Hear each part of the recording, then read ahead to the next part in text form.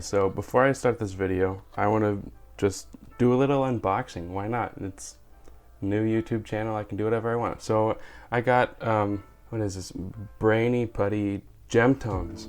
I found this when I was looking for something else. So I'm just gonna start. It's really sticky. I think it might have already been opened, but the package was brand new. So I'm just gonna, I think there's some plastic we need to get off.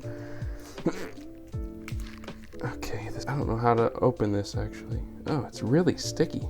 I have scissors. Oh no, I made a mess. We'll take care of that later. There we go. Cut that, I think. And there we go. Oh, it's really sticky. Oh, here we go. You ready? Oh, look at that. That's just something. Oh, it's kind of weird. You can like do this with it. And on the package, I think it says it melts. I can tell it melts. It's already melted all over the plastic covering. And it says it's super bouncy. So we're just gonna try it. I'm just gonna, I guess, bounce it off the wall right in front of me. Oh! Let's get into the video.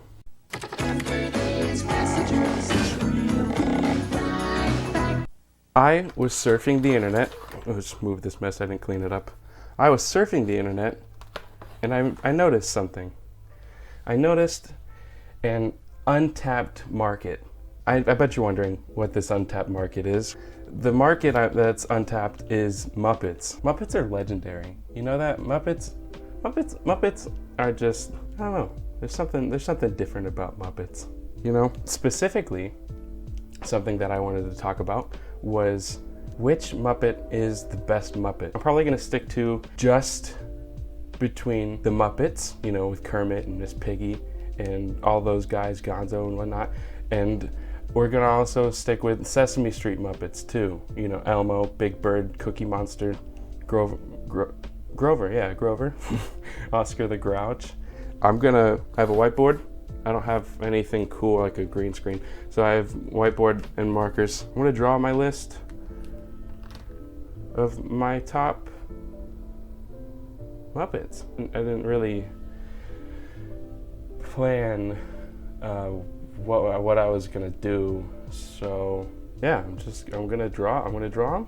I'll come back and show you my list. Oh, also just a little bit of forewarning. This is all drawing all of these from memory. Yeah, we're gonna see how well I can do. Not bad. Kermit looks pretty good. Oh yeah. Okay, so I've only drawn 3.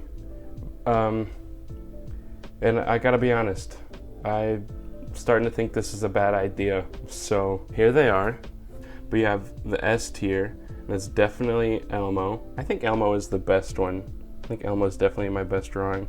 And then we have Kermit. Obviously, Kermit's green. And then, if you can't tell, this is actually Fozzie Bear. And I think Fozzie Bear is my favorite because Fozzie Bear is a comedian. And I think he's hilarious, especially when he says, "Waka waka." Yeah, I think that was pretty good, actually. Waka waka. I think that was pretty good, yeah. I think that the better question is not about which is the best, but who would be able to win in a fight? Choose your character. You can be funny, you can sing, you know, you can talk about rainbows or whatever they talk about, but at the end of the day, if they're fighting, I mean, they're fighting, okay? So someone's gonna have to win. You know, like Snuffleupagus and Big Bird will have to be up there at the top because they're the big guns.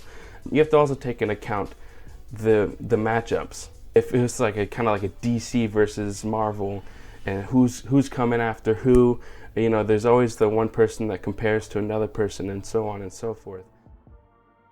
The first matchup, which I think is the clearest and possibly the most even matchup, is definitely Grover versus Gonzo, and I think they are very similarly designed. You know, like they're both blue. I think they both, yeah, that's about it. They're both blue. They're both crazy. I think that's another thing they have going for them. They're crazy, but I think that, you know, I think Sesame Street has this in the bag, actually. Now that I think about it, I'm kind of sitting here. I initially wanted to go with the Muppets because, you know, they're cool. And like, I love the Muppets. They're classics. But I think Sesame Street might have a shot here. Because you think about it. I think the Muppets have that one big bird guy. I don't know what his name is. But the Sesame Street characters have two. They have two big ones. They have Snuffleupagus and Big Bird. I think, you know, I think that's enough to be like your heavy military infantry guys or whatever they're called. They have the big guys. They got the big ones, but they also have secret weapons. They have Oscar the Grouch. Oscar the Grouch is, well, he's grouchy, but if you've seen Oscar in Grouchland, there's a whole world of Oscars, and that's a lot of Grouch. That is a lot of Grouch. I don't know if the Muppets can compete with that much Grouch. And you can't forget about Super Grover, right? I mean, he's Super Grover. He's a superhero. You can't. You can't. I mean, you can't. The biggest thing that Sesame Street characters have is they've been doing a kids show for what, 50, 60 years now? That's a long time to be giving up things that you want to do. It's probably tiring after a long time, and I'm sure if they had a place to get rid of their anger, this would be the time, you know? They gotta prove their dominance over the Muppets. The Muppets would definitely give them a run for their money because they have the one character that is probably, you know, a better fighter than any one of them is definitely Animal. I mean, you can't forget Animal. His name is Animal, right? Like he's an animal. You can't compete with Animal.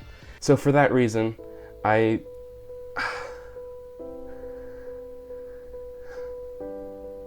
conflicted.